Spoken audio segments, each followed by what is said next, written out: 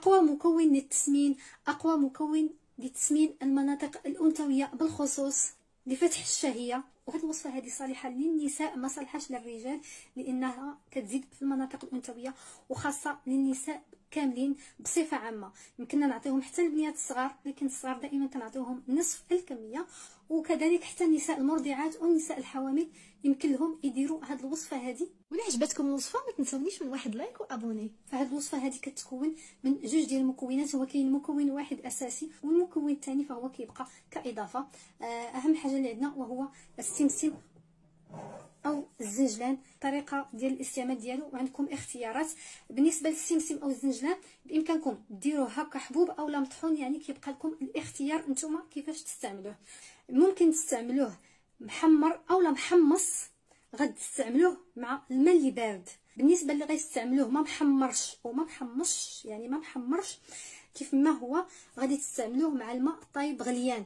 انا هنا استعملته محمر شي شويه، يعني حمصته شي شويه من قبل، كنستعملو في الماء بارد. كندير هنايا جوج ديال المعالق كبار. علاش كنقول لكم يا انه يكون محمر يا ان الماء اللي يكون سخون، باش هكا كيطيب شي شويه، باش ما كيضركمش في البطن ديالكم مع المداومه، لان هاد الوصفات بحال هكا راه كيخصهم المداومه. المكون الثاني اللي غادي نستعملو وهو عسل النحل طبيعي، غادي نستعمل منه معلقه صغيره، وهذه كتبقى لكم اختياري.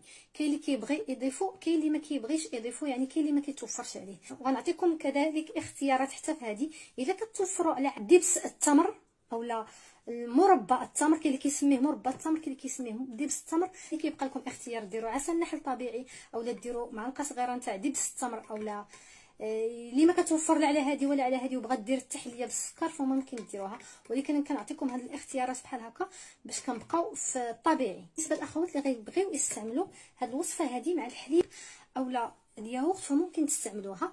غير هو الا غتستعملوها مع الحليب اولا الياغورت الافضل يكون سبقنا وحمرنا الزنجلان، يعني يكون محمر من قبل اولا محمص عاد تستعملوه، يعني كديروا نفس الطريقه.